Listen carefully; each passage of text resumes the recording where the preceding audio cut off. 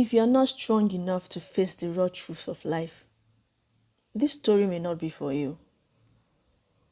If you have built walls around yourself, guiding your heart from love, pain, and vulnerability, it's time to let those walls crumble. This is a tale of power, of loss, and love. The kind that breaks you and rebuilds you in ways you never imagined. You can only proceed if you're ready to confront the emotions we often hide from ourselves.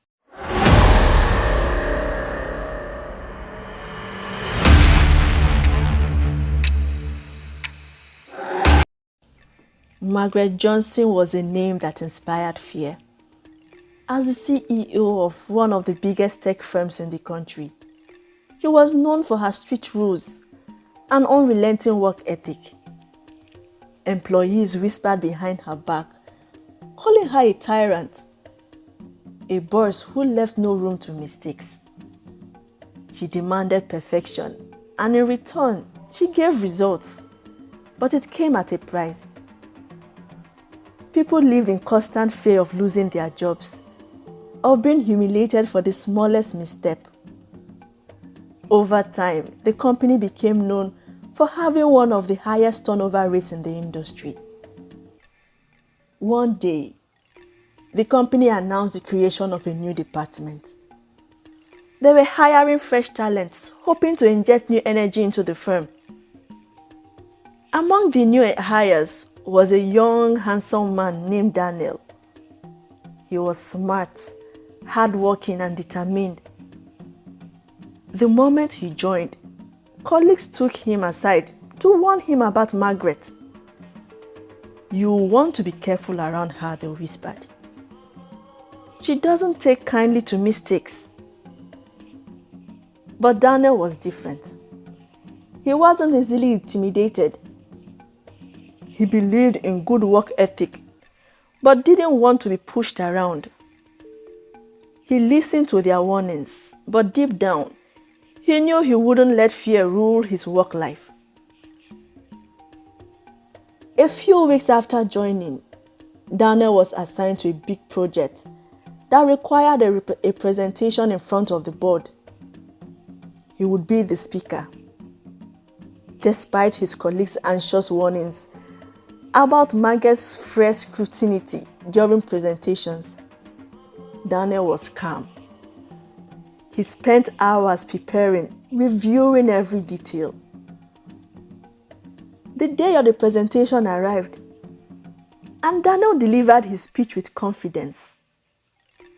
The room was silent as everyone hung on to his every word. As soon as he finished, the room burst into applause. Even Margaret, who rarely praised everyone, nodded in approval. "Good work, Daniel," she said, in her usual cold professional tone. But Daniel could see something in her eyes. An acknowledgement that went beyond the words she spoke. Later that day, Margaret called Daniel into her office. "There is a conference next month," she said. "Your presentation was good. I want you to present at the conference. You will accompany me on the trip." Daniel agreed, but the office bruised with gossip. Everyone feared for him. "She's going to make your life hell," they said. "No one travels with her without coming back with nervous wreck." The day of the trip arrived. Daniel and Margaret boarded their flight without saying a word to each other. She was distant, businesslike, and as strict as ever. They arrived at the hotel and Margaret immediately laid down the rules. "We'll rehearse your presentation at exactly 5 p.m. Don't be late. And make sure everything is perfect." "Yes, ma'am," Daniel replied. At exactly 5:25 p.m., Daniel started calling her room. But she didn't pick up. He called again and again, but there was no answer. He tried the hotel's internal phone line, but still nothing. Panic began to creep into his mind. What if something had happened to her? Feeling uneasy, Daniel called the hotel receptionist and asked them to check on Margaret. A few minutes later, the receptionist called back, her voice trembling. "Sir, we found her unconscious in her room. We have called an ambulance." Daniel rushed to the hospital, his heart racing. What had gone wrong? She had seemed perfectly fine earlier. At the hospital, the doctors began working on her immediately, trying to revive her. Daniel paced the hallway, replaying the day's event in his head. Could she have had a heart attack? Had she been sick all along? Hours later, the doctor approached him. "She has leukemia," he said. Daniel was stunned. "Did she know?" he asked, unable to comprehend the news. The doctor nodded. "She's been living with it for a while, but it seems it worsened recently. We'll need to keep her here for a few days." Daniel was overwhelmed.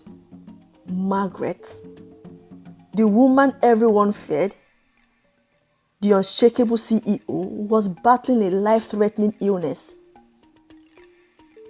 She had never let anyone see her weakness. But now, she was lying in a hospital bed, vulnerable and helpless.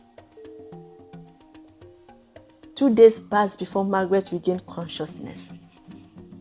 When she woke up, she found Daniel sitting beside her, concern etched on his face. "You stayed?" she asked, her voice weak. "I couldn't leave, Ma," Daniel replied softly. Margaret apologized for the panic she had caused, but Daniel brushed it off, relieved she was awake. "You should have told someone," he said. "You shouldn't be going through this alone." "I don't have anyone to tell," she admitted. "All I have is my work, just my work." Over the next few days, Daniel stayed by her side, helping her with whatever she needed. The doctors advised against her flying anytime soon, so they extended their stay for another week. That extra week changed everything. Margaret, with no one else to talk to, began opening up to Daniel. They talked about work, life, and slowly she let her guards down. For the first time, Daniel saw her not as the feared CEO, but as a woman, a fragile, lonely woman who had been hiding behind her career for far too long. On the 4th day of their stay, Valentine's Day arrived. The hotel organized a gala night for couple. Margaret, still weak from the hospital stay, didn't want to attend, but Daniel convinced her to go. That evening, they laughed, danced, and talked like old friends.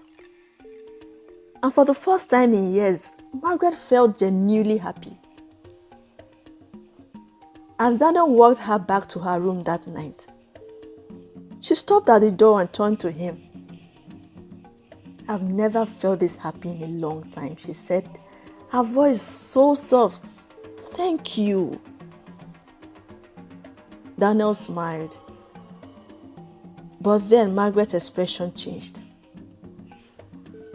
"There's something I need to tell you," she said, her voice trembling. "I'm dying." The doctors say I have 6 months to live. That's why I work so hard.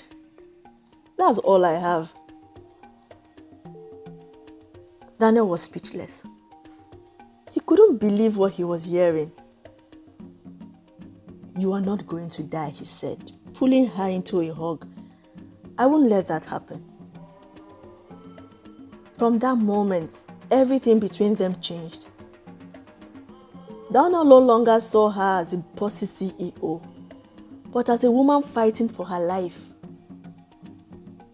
They drew closer, and soon they became an item. The office was shocked. No one could understand how the strict, unapproachable Margaret had fallen for the young new employee. And even more surprising, how she had become so calm, so different from the person they once feared. Every day was an adventure. Daniel brought out the child in her. And for the first time, Margaret allowed herself to live.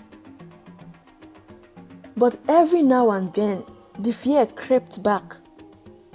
She would cry in Daniel's arms, terrified of the day she wouldn't be able to breathe, scared of missing out on life itself. But Daniel always reassured her, you are not going to die. He would say over and over again, you will live. Months passed, and the 6 months mark came and went. Margaret had beaten the odds. She couldn't believe it. They had fun, traveled. Margaret felt truly alive. One evening, while they were sitting on the beach, Daniel proposed. Margaret was stunned, but overjoyed. They got married 3 months later in a small intimate ceremony. Life seemed so perfect. But then, the inevitable happened. One morning, Margaret didn't wake up. Daniel's world came crashing down. He couldn't believe it. The woman he loved, the woman who had fought so hard, was gone. It felt like a dream, a nightmare he couldn't wake up from. In the days following Margaret's death, Daniel was lost. He couldn't shake the emptiness that filled his heart. The love of his life, the woman who had taught him so much about resilience, was gone. He would cry, saying, can you come back? Can we just start over? Can heaven give me one more chance with you? How come the person who gives your life so much meaning only had limited time to do so? But soon the lawyers arrived with her will. To Daniel's surprise, Margaret had willed her entire fortune to him. She left him everything, her company, her wealth, everything she had worked so hard for. But Daniel didn't want it. He felt like he didn't deserve it. Margaret had been the one who built the empire. She had been the one who sacrificed everything for it. How could he take it? But then he realized Margaret had left him her legacy because she trusted him to carry on. She had seen something in him that no one else had seen. She believed in him. So Daniel made a decision. He would carry on Margaret's legacy. He would run the company, not for himself, but for her. He would honor her memory by continuing the work she had dedicated her life to. He never remarried. The love he had for Margaret was enough to last him a lifetime. But he did adopt a child, a little girl. And in honor of the woman who had changed his life, he named her Margaret.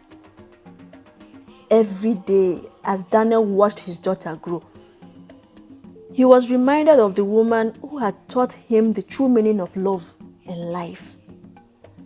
Margaret's legacy lived on, not only in the company she had built, but in the heart of the man who loved her and the child who bared her name.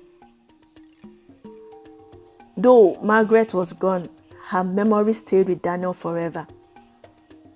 A bittersweet reminder that sometimes love and loss go hand in hand. But in that love, there was a healing. And in loss, there was a growth. And that was the legacy Margaret left behind. The moral lesson of this story is that life is about more than just work and success. It's about love, human connection, and living fully. Margaret's journey from being a feared, work-driven CEO to finding happiness and love with Daniel shows the importance of letting go of fear, embracing vulnerability, and allowing others into our life. In the end, it's not material success that defines a meaningful life, but the relationship we build and the love we share.